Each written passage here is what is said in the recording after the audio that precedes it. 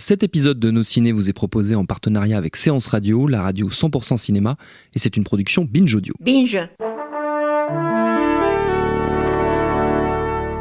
Bonjour. C'est moi Orson Welles. J'aime pas trop les voleurs et les fils de pute. Salut c'est Nos Ciné, votre rendez-vous avec le cinéma qui, s'il a les yeux traditionnellement rivés vers l'actualité et les sorties du moment, n'oublie pas d'où cette foisonnante vivacité du 7e art lui vient, où elle puise ses sources, bref, a toujours en bon cinéphile gardé dans sa vidéothèque une place très large à ce qu'on appelle un peu rapidement le patrimoine.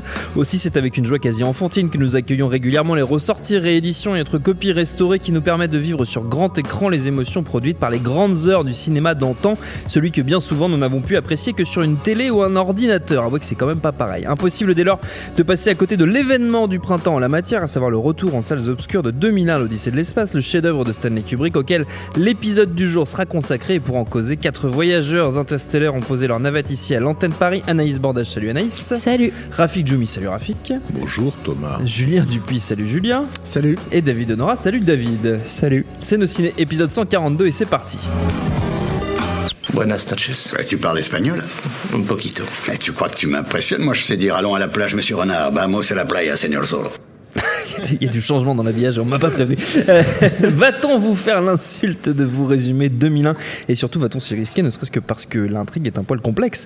Ramener sur 5 secondes, essayons quand même, ne serait-ce que pour vous dire, si vous ne l'avez jamais vu, que 2001, suite à différentes époques, les interactions de l'homme avec une puissante intelligence extraterrestre apparue aux temps anciens sous forme d'un monolithe noir derrière lequel se cachent les secrets et les mystères de la vie, rien que ça. Open the pod bay doors, Hal. I'm sorry, Dave. I'm afraid I can't do that. Et c'est donc signé Stanley Kubrick qui, à l'origine, le film est sorti en 1968, il y a 50 ans tout juste donc, et après un demi-siècle d'influence plus que décisive sur la manière de filmer la SF ou de filmer tout court, le film ressort aujourd'hui dans une version restaurée à l'identique en 70 mm, supervisée par Christopher Nolan, qui lui-même avait montré l'étendue du traumatisme, on peut le dire, que représente 2001 pour lui, avec Interstellar, c'était en 2014. Nos camarades ici présents ont eu la chance de voir cette nouvelle copie, qu'en avez-vous pensé, les amis? Alors moi je n'ai pas vu cette. Ah bah qu'est-ce que vous foutez là, Rafik Djoumi? Qu'est-ce que vous faites là, Julien? Mais on va peut-être y aller. Par contre, j'ai eu la chance de découvrir 2001 à un très jeune âge en 70 mm avec une copie d'époque, c'est-à-dire une car copie. Tu es né en 1951. Car je suis né, c'était quoi en même temps que John Crawford, je crois, dans ces eaux-là, qui était une copie donc de 68 qui continuait à circuler à Paris en très bon état, et donc j'ai découvert le film comme ça. Et ça fait partie de mes traumatismes d'enfance. Oui, donc clairement, enfin, ça fait partie des éléments qui m'ont vraiment ouvert à la cinéphilie. Et j'insiste, à un très jeune âge. Hein. C'est-à-dire à un âge où tu comprends à peine un épisode de Scooby-Doo, mais 2001, le film a eu un impact absolument déterminant. Et je pense que c'est effectivement une bonne chose. J'ai toujours compris les gens de mon entourage qui me disaient s'être fait chier à ce film, dans la mesure où la plupart d'entre eux l'avaient découvert à la télévision, plus tard en VHS, et même ceux qui l'ont découvert en DVD, il y a rien qui puisse vraiment nous mettre dans l'état quasi hypnotique auquel Kubrick songeait lorsqu'il a conçu ce film, et que seule une définition maximale peut amener. C'est-à-dire qu'il y a un effet, comment dire, le regard humain, en fait, par exemple sur du 35 mm, va mettre un certain temps à balayer une image et à en saisir les informations. Et si le plan dure plus longtemps que ce que le regard a mis comme temps, c'est là où le plan commence à nous apparaître comme long. 2001 est réputé être un film contemplatif, dont les plans sont parfois extrêmement longs, et donc c'est bien de préciser que ces plans sont réduits en fait dans une vision en vrai 70 mm, parce qu'il nous faut justement le temps pour que notre regard balaye cette image et en analyse les informations. On n'a plus du tout l'impression de plans exagérément longs, on a l'impression de plans seulement contemplatifs en fait. Ça c'est vraiment essentiel. Et donc ceux qui se sont fait chier devant de 2001 et qui souvent dans le milieu de la cinéphilie on éprouve une certaine honte injustifiée au fond, je leur conseillerais vivement de retenter l'expérience dans ces conditions-là, pour voir qu'ils seront naturellement plus réceptifs. David. Oui, non, bah, là je rejoins tout à fait Rafik. Alors pour le coup, moi j'ai eu l'occasion de le voir, voilà. J'en ai parlé pendant le podcast à Cannes rapidement, donc c'est là que le film était présenté par Christopher Nolan dans cette version dans cette nouvelle copie qui est c'est plus que restauré, en fait c'est juste un nouveau tirage à partir du négatif original, donc la tentative de restauration, c'est de restaurer l'expérience originale à la sortie du film. Ils appellent ça non restauré d'ailleurs. Voilà, non restauré, l'idée c'est de revivre ce que ça avait pu être à l'époque, donc il y a 50 ans, et en fait en disant ça, moi c'est ce qui me frappe le plus, c'est-à-dire que c'est un film qui a 50 ans et j'ai toujours un peu l'impression qu'il nous vient du futur, quoi. C'est extraordinaire en fait de se dire que ce film est une vieille chose, quoi, plus vieille que moi. Enfin, ça me dépasse complètement. Et du coup,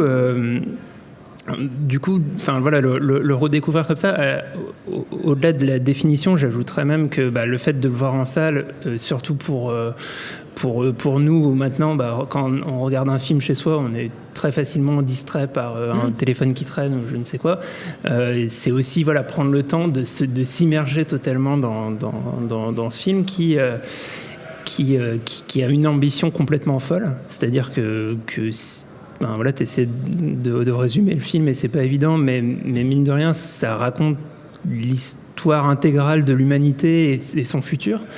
Et c'est à la fois extrêmement prenant, c'est-à-dire qu'il y a des idées à la fois d'ellipse. Il y a le fameux raccord sur l'os volant qui fait un raccord avec la navette spatiale, le satellite. Et en même temps, un lanceur de bombes normalement. Un lanceur, oui, voilà. C'est un lanceur de missiles qui tourne autour de la Terre. Du coup, c'est rendu l'évolution des armes en un simple raccord. Et puis au-delà de ça, il y a des scènes à l'inverse, entre guillemets miniatures, vraiment d'intimité, et notamment entre les deux protagonistes à bord de la station spatiale, et aussi d'intimité entre celui qui survit à la fin et Hal, et les disputes, l'affrontement qui y a entre les deux. Et enfin, il y a quelque chose qui est vraiment sidérant quand on voit le film en salle, c'est toute la séquence finale qui est c'est du cinéma expérimental avec des effets sur le son, sur la lumière, sur tout qui ne semble pas trop long, comme le disait Rafik. C'est ça, quand tu le vois en 70 mm. À la fin, moi, je trouve que c'est particulièrement sensible à la fin, bizarrement. C'est-à-dire que c'est une séquence à la télé. Il y a aussi quelque chose dans le rythme du film qui fait que on a été mis dans je dirais pas un état de léthargie, mais on a été préparé on n'a pas été préparé à ça, en fait. On n'a pas été préparé à cette sorte d'explosion finale qui nous retourne le cerveau, et c'est vraiment une expérience unique de pouvoir voir ça, quoi. Anaïs. La perception du son aussi. Non, Julien. Excuse-moi, pas de souci. Anaïs. Oui, moi aussi, j'ai eu la chance de le voir à Cannes, et je fais partie de ces gens-là qui l'ont vu à la télé pour la première fois, et je devais avoir 10 ans, et je me suis vraiment dit, mais c'est quoi ces singes, j'en peux plus, quoi. Et c'est vrai que c'est assez désagréable, limite à regarder à la télé, quoi. Et c'était la première fois que je le voyais sur grand écran, dans une salle de cinéma, et effectivement, c'est incroyable, en fait, de se dire que même 50 ans plus tard, c'est un film qui paraît plus ambitieux et plus révolutionnaire et moderne que beaucoup de films qui sont sortis cette année. Et alors, ce qui était particulièrement cool avec la présentation de Christopher Nolan, qui milite vraiment pour le 70 mm, on l'a vu avec Dunkerque et ses films d'avant, et qui fait vraiment partie de ces cinéastes qui veulent pousser un peu les gens à s'interroger sur la pellicule versus le numérique, et montrer qu'il y a plusieurs formats possibles, en fait, qu'on n'est pas obligé de faire que du numérique. Et là, en fait, donc avec cette version non restaurée, comme il l'appelle, la copie est imparfaite. Il y a des rayures, il y a des taches, il y a des petits sauts d'image à certains moments. Donc c'est vrai que ça fait bizarre, quoi. On n'a pas l'habitude de voir, ça. On n'a plus l'habitude. Ouais. Exactement, mais ça rentre complètement dans l'objectif de Nolan, qui était de montrer ce que ça faisait de voir ce film il y a 50 ans. Et donc, non seulement on a cette copie qui est imparfaite, mais on a aussi l'entracte qui dure vraiment 20 minutes. On n'a pas juste le petit panneau intermission, quoi. On a vraiment pu tous aller aux toilettes pendant ces 20 minutes. Et on nous a aussi distribué une réédition des dossiers de presse qui avaient été distribués à l'époque. Donc, en fait, il y avait vraiment une remise en condition un peu historique. Et ça, c'est une expérience qu'on peut pas vivre tous les jours. Donc, c'était assez extraordinaire. Et en fait, je l'ai revu à Paris, là, puisqu'il est projeté à l'Arlequin dans cette même version. Oui. Et ce qui était incroyable, c'est qu'il y avait vraiment un peu de tout dans la salle. Il y a un mec à côté de moi qui a dormi. Il y a un autre mec à côté de moi qui, lui, était un peu outré à la fin parce qu'il trouvait que la copie était dégueulasse et que vraiment, il n'avait pas apprécié. Et il y a aussi quelqu'un dans la salle qui, au moment où Hal commence à révéler ses vraies couleurs, on va dire, qui a commencé à faire pendant de longues minutes. Et c'était assez incroyable, assez jouissif d'entendre quelqu'un réagir. Voilà, comme une gosse, quoi. Il y en a un sur 3 qui aime, en fait. Sondage sorti des urnes. 30% de satisfaction. Il y avait un ado avec ses parents. Enfin, il y avait vraiment de tous les âges et de tout niveau, on va dire, de cinéphilie. Et donc ça, je pense que c'est l'objectif avec cette nouvelle sortie, c'était vraiment de transmettre l'amour de ce film et de ce type de cinéma-là à un nouveau public de fans. Et ça, je pense que c'est complètement réussi. Et donc après, effectivement, là, il va ressortir en 4K. Donc je pense que ce sera visuellement plus propre et plus parfait. Mais même avec cette copie-là, vraiment, juste de se remettre dans cette expérience d'il y a 50 ans, c'était vraiment super fort, quoi. Julien, ça y est, c'est bon, tu peux y aller. Non, moi, j'ai pas vu cette copie-là. Moi, j'avais vu une copie à la Cinémathèque il y a 2 ans quand...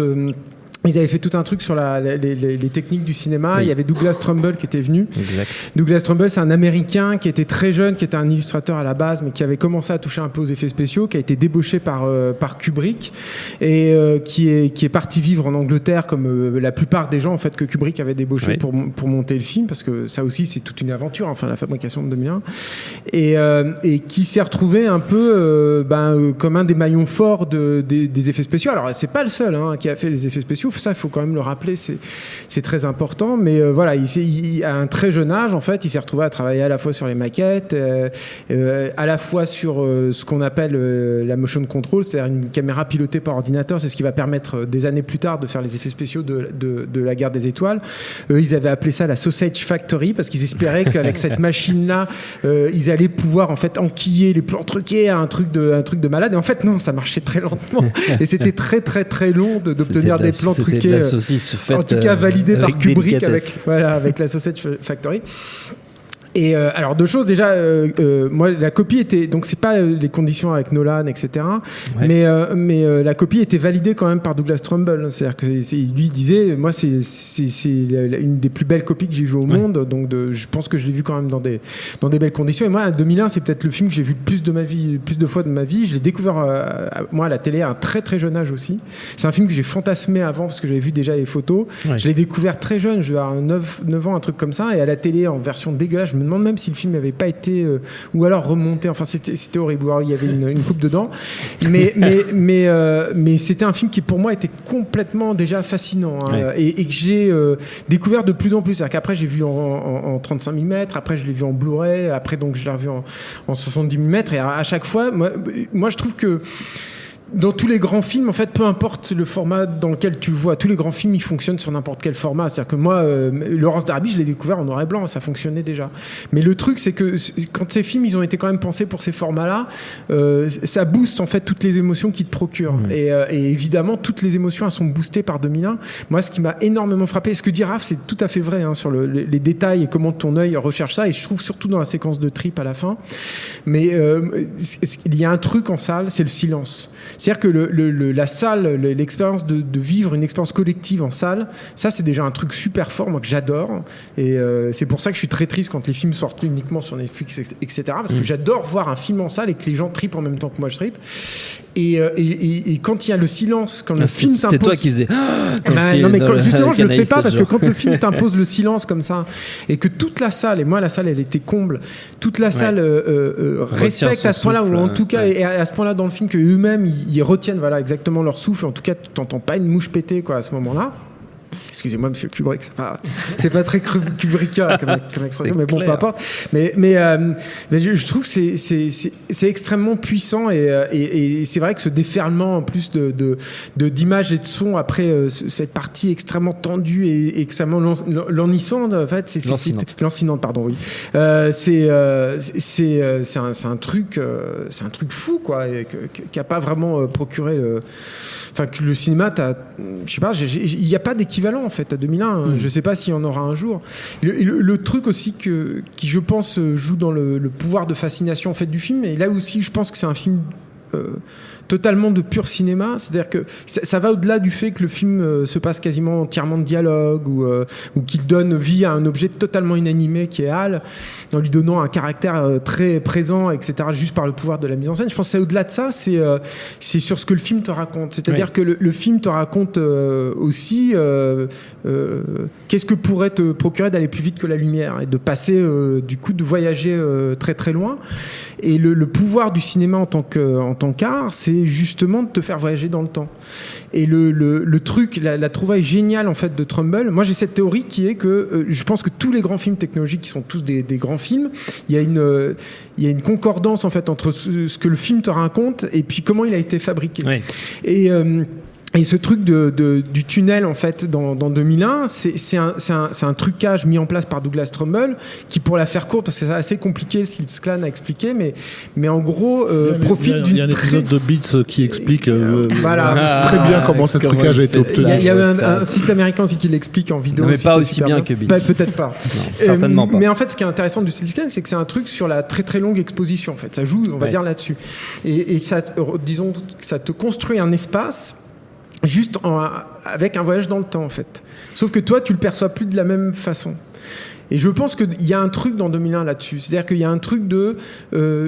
ça va au-delà du trip. C'est-à-dire que c'est pas parce qu'il y a juste des couleurs, etc. qui défilent. C'est que tout à coup, ta perception du temps, la façon que tu as d'appréhender ton environnement n'est plus la même.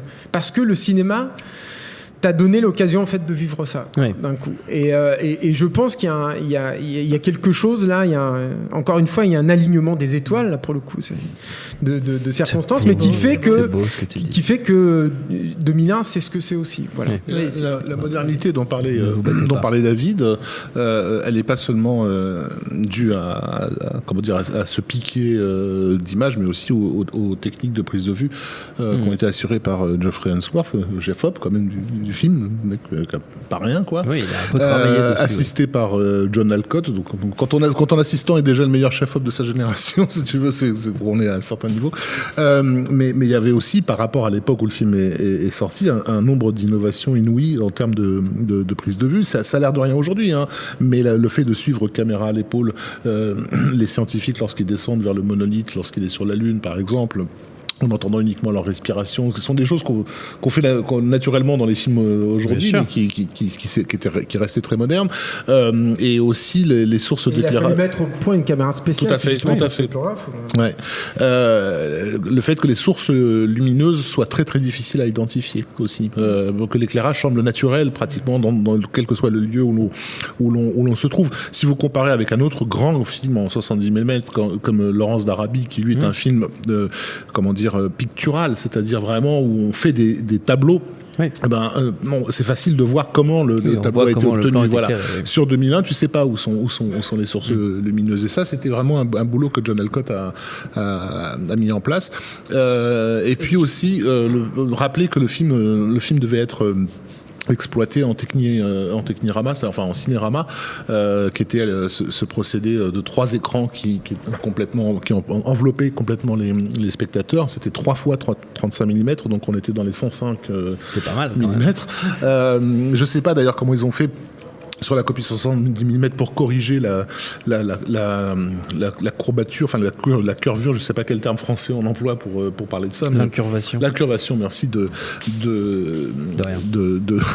l'image. Mais ça nous signifie aussi que le désir de Kubrick était, même si Julien dit ça n'est pas qu'un trip, le désir de Kubrick était quand même de stimuler les sensations, les sens tout simplement au maximum, avec la stéréo 6 pistes, donc avec une image intégralement, de plongée publique à l'intérieur de l'expérience, etc. Un petit peu le truc qui traverse sa filmographie, de cette manière de stimuler les sens. Tout à fait. Et comme on a depuis la sortie du film, c'est un film qui est respecté mais pas forcément aimé. On le craint un peu, et je pense que le problème est aussi c'est que les gens se sentent intellectuellement diminués face à un film comme ça, et c'est bien de leur rappeler que le film n'a pas été conçu pour des intellos. Le film, il a été conçu pour des gens qui acceptent de s'abandonner à un film. C'est aussi par la sensation que tu vas rentrer dans 2001, et à défaut de comprendre au sens intellectuel, tu vas ressentir ce que le film te dit. Et le fait que Kubrick refuse, en fait, ou il est quasiment refusé parce qu'il en a apporté quelques explications sur la fin, 2 fois en fait, à ma connaissance. Justement, on y reviendra après. Mais c'est pas une coquetterie en fait. C'est pas une coquetterie, c'est que effectivement, je pense que il a l'humilité que n'a pas du tout d'ailleurs Christopher Nolan dans Interstellar, de se dire de toute façon, ça nous dépasse. De toute façon, je peux pas l'expliquer, je peux pas le vivre. Intellectuellement, je ne peux pas percevoir ce que je suis en train de raconter. Donc je vais le faire ressentir. Et c'est là où l'outil, encore une fois, cinéma arrive.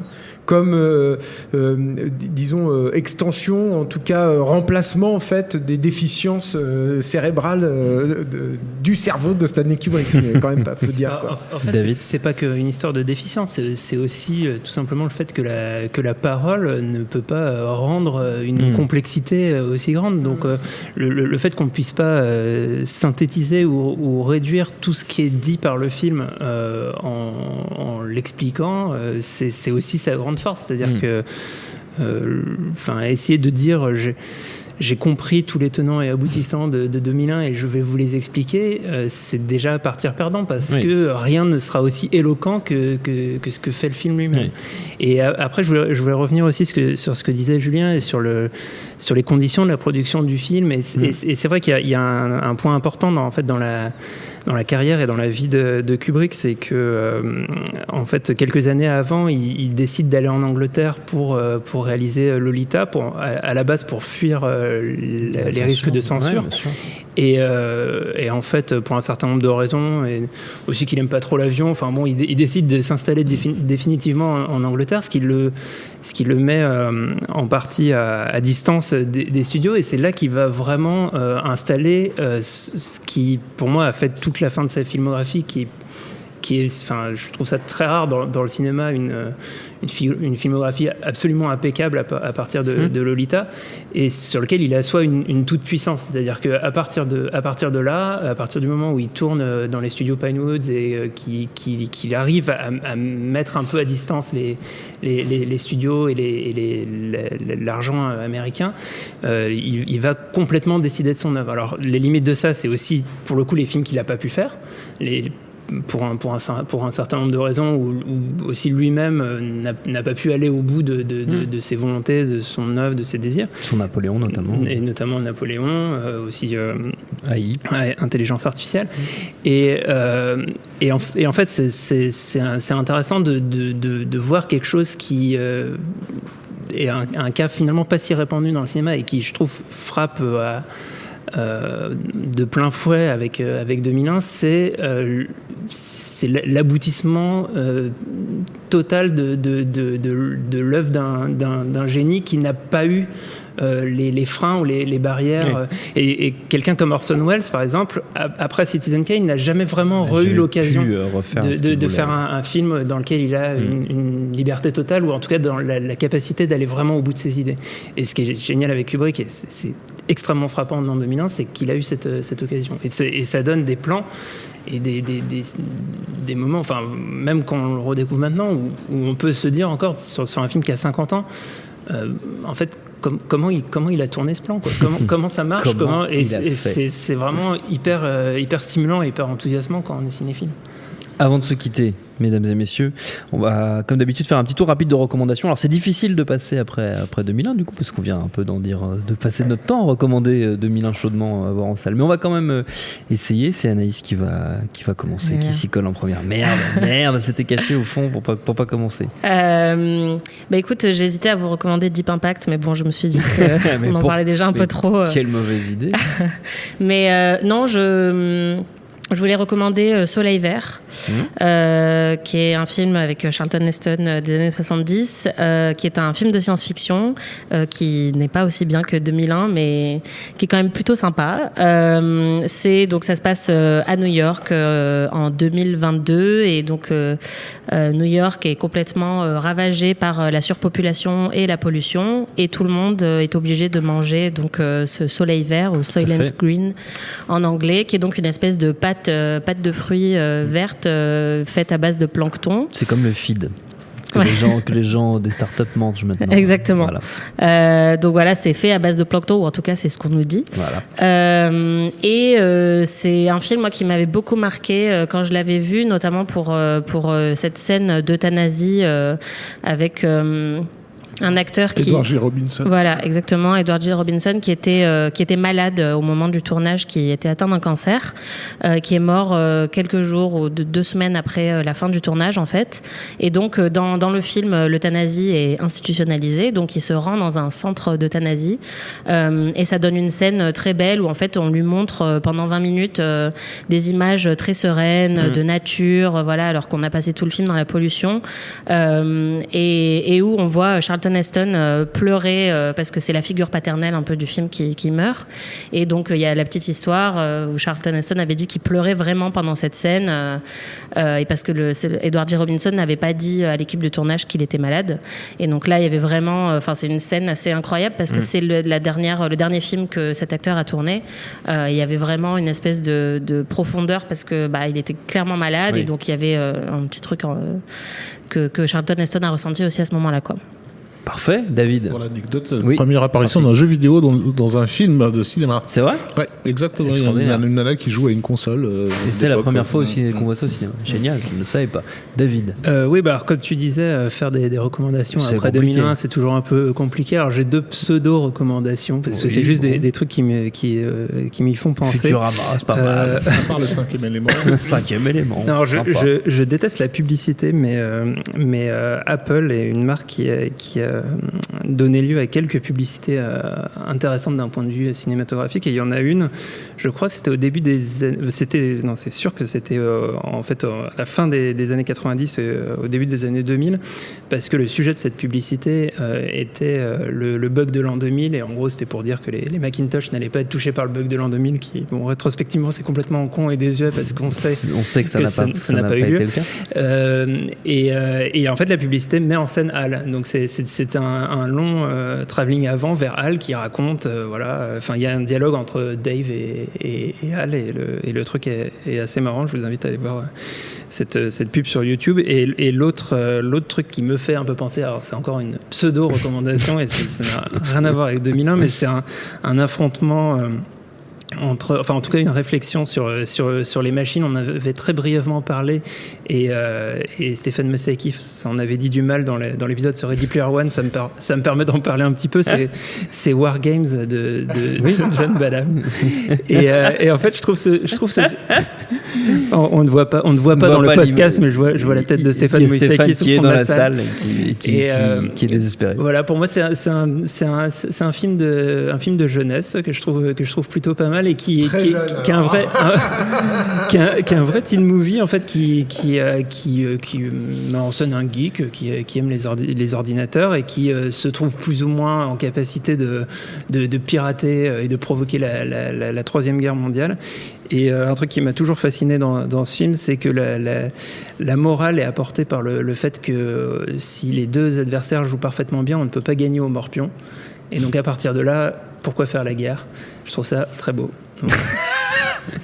Ah ouais, effectivement, on est parti de loin, c'est bien, ça a drôle d'effet sur vous, 2001 quand même, graphique. Oui. Bonsoir. Non, moi, je suis complètement d'accord avec David. Ah, t'es bien, toi, t'es bien. Je recommande aussi War Games. Non, par rapport au fait que Kubrick ait donc volontairement choisi de ne pas trop s'étaler sur le sens de son film, etc., sachant qu'on ne questionnerait rien, il s'est néanmoins un petit peu épanché sur le caractère hermétique de 2001 lors d'une très longue interview qu'il a donnée pour le magazine Playboy à l'époque. Quand je dis hermétique, c'est au sens de philosophie hermétique, sur laquelle le film fait reposer pas mal de sa symbolique, qui est une tentative de, comment dire, justement d'accéder au sens au-delà de la parole, tout à fait, ou de la démo. Donc cette interview de Playboy a été reprise par un cinéaste pour en faire un documentaire qui s'appelle 2001 Sparks in the Dark. Des étincelles dans la nuit. Voilà, qui va être diffusé le 19 juin sur la chaîne TCM lors d'une soirée spéciale 2001, et où Kubrick est incarné vocalement par l'acteur Kurt Busiek. Avec des animations pour le faire revivre, etc. Donc voilà, c'est quoi. Exactement. Exactement. Voilà, donc c'est un documentaire de Pedro González Bermúdez qui vous permettra justement d'entendre entre guillemets Kubrick pour la première fois parler de ce que 2001 signifie. Très bien. Donc je redonne éventuellement la date parce que je ne sais pas si TCM le rediffuse régulièrement, mais donc le 19 juin à 20h25 sur TCM Cinéma. Très bien. Julien. Alors moi je crois qu'il en parlait dans le petit livre de Stanley Kubrick de Jean-Marc Bouineau là, qui était sorti dans les années 90 en fait, qui est un livre en français, et le mec que tu connais peut-être, Rafik, d'ailleurs, non? Oui. En fait, le mec avait réussi à avoir une interview de Kubrick, ce qui n'était pas rien, et il revenait en fait un peu sur la fin. Non, mais si vous voulez enquêter, quoi, voilà. Oui. Moi, je vais rester sur 2001 et sur les bouquins. Si vous les avez pas lus, je pense qu'il faut quand même lire les livres de Michel Simon. Oui, il faut savoir que Kubrick, il choisissait, en gros, grosso modo, comme un bon contrôle fric, il choisissait un journaliste par pays, en fait, en gros. Qui parlait. Et la France, c'était Michel Simon. Et la France, c'était Michel Simon. Du coup, il a eu accès à beaucoup d'entretiens avec Kubrick. Bon, sur les textes en eux-mêmes, on peut avoir des réserves sur ce que Michel Simon tire comme conclusion de ses analyses ou de sa vision du cinéma de Kubrick. Mais bon, il n'empêche que dans les entretiens, c'est riche en enseignements. Il y a beaucoup de choses à en tirer. Et à ça, j'adjoins les livres de Taschen. C'est pareil, en tant que grand fan de 2001, il y a eu très longtemps une frustration, en tout cas tant que Kubrick était vivant, sur les coulisses en fait de 2001, qui ont fait que le film était entouré aussi de beaucoup de mythes. Notamment sur l'alunissage. Sur l'alunissage, mais aussi sur les aliens, par exemple, à la fin. C'est-à-dire qu'on entendait dire, il a cherché à représenter les aliens. Ah non, finalement, non, pas du tout. Il pensait qu'il voulait faire comme ça et tout. Et en fait, Taschen a eu accès aux archives de Kubrick et on a tiré deux livres, surtout le gros livre archive de Stanley Kubrick qui est incroyable. Il y a un bouquin spécifiquement dédié en fait à 2001. Ouais. Et c'est à ma connaissance, il y a aussi un très bon article de fond dans Cinefex qui a été sorti. Il y a eu aussi un livre de Pierce Bisoni dans les années 90 qui était sorti, une espèce de livre making-of. Mais ça reste quand même les livres de Taschen, à ma connaissance, sont les plus complets sur le sujet. Et on voit, incroyable, j'aurais jamais cru voir ça de ma vie, les tests en fait avec ces fameux aliens qui sont, heureusement qu'il les a pas montrés, des trucs assez ridicules, assez kitsch, quoi, où t'as des mecs en juste au corps avec des points rouges et qui devaient être filmés avec des lumières réfléchissantes, en fait, sur des fonds à points aussi. Et juste en extirpant en fait les points de lumière, ils espéraient créer des êtres un peu évanescents comme ça. Et il y a encore pire, il y a des espèces de... T'as rien compris, c'est la performance capture. Ça doit être ça. Et il y a aussi des bestioles pas possibles qui, tout à coup, te rappellent que 2001 a été tourné et conçu dans les années 60. Quoi. Enfin, tout à coup, tu vois ces concepts-là qui ont été refusés. C'est hallucinant parce que tu dis, ah oui, mais merde, c'est vrai que c'est pas un film qui a été tourné en 2023, c'est un film. Mais on dirait pourtant. Et en 2023, on dirait que ce sera un film des années 2040, mais on verra. On sera peut-être encore là avec nos ciné. On verra bien. Notre temps est écoulé. Merci à tous les quatre. Merci à Quentin, la technique. Merci à l'antenne pareil pour l'accueil. Rendez-vous sur binge.audio, le site de notre réseau de podcast Binge Audio, pour trouver toutes nos émissions, le programme des prochaines, les dates d'enregistrement en public si vous voulez venir nous voir. Puis en attendant, on vous dit à très vite. Et tout de suite, un message de notre partenaire. J'adore mon boulot. Vous êtes la crème de l'aristocratie française. Vous avez compris ce que je vous ai dit? Oui, cancer du poumon, inopérable. Next Épisode, c'est le nouveau rendez-vous 100% série de Séance Radio avec Charline Roux et son équipe. On ferait mieux de rebrousser chemin, les gars. J'ai fait du mal. J'ai compromis des missions. Des policiers français, on peut les acheter, pas les tuer. Next Épisode, le mardi à 19h sur Séance Radio, est disponible sur toutes les applications podcast.